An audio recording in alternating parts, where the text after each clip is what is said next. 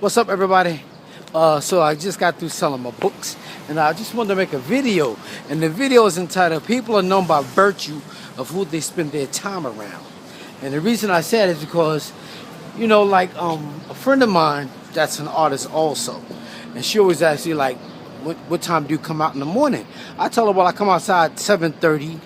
If I'm running late, I'll come out at 8:30." And I just get going, man. And she's always surprised when white people buy my books. I'm like, yeah, white people buy my books. And they buy my books quicker than people in the hood will. Because people in the hood always got some bullshit story. Where you gonna be at tomorrow? Will you be here later on today? Do you got a card? What's your number?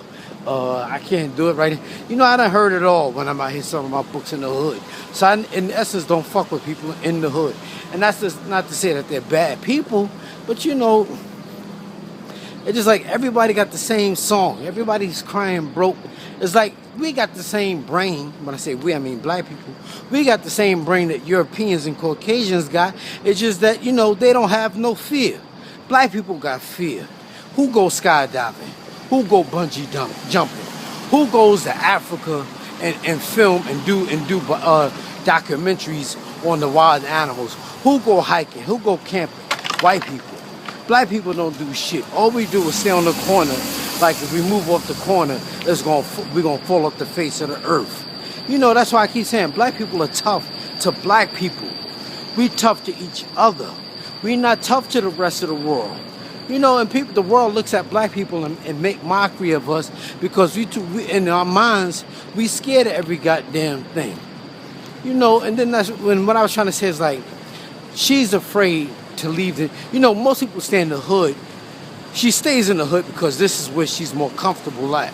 Like me, I go downtown, I go uptown, I go to the Bronx, I go anywhere. Even when I was in Chicago, I was going all over Chicago. If something is going to happen, it's going to happen. I went to Gary, Indiana. I was in the hood in Gary, Indiana.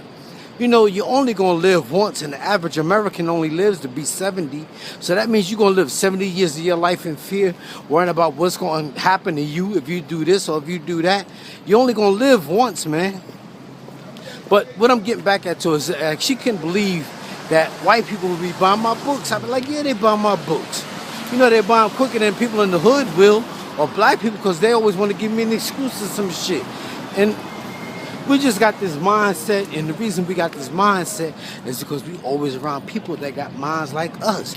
Birds of a feather flock together. Show me your friends and I'll tell you who you are. Eagles don't hang out with crows. You can't put a mule into a racehorse. I could go on and on and on and on. People are known by virtue of who they spend their time around. You got to get away from people like that. Like I tell people, you got to stay away from that negative bullshit from people telling you what you can do or what you can't do. That's what I say, man. Black people don't have chains on their ankles and wrists no more. We got chains on our brains. We don't think outside the box. That's because our mothers beat the shit out of us and indoctrinated us with a slave mentality and afraid to take risks. And we think all we're going to ever be is basketball players, football players, boxers and shit. We can't be thinkers. It always got to be something in line with athletes, athleticism. That's bullshit, man. We the greatest athletes on the planet, but who own the teams? Hello? All right, y'all. Let me get out here, y'all. I'll talk to y'all later. Remember that people are known by virtue of who they hang around. Stop hanging around them zeros, because if you hang around zeros, you're going to be a zero.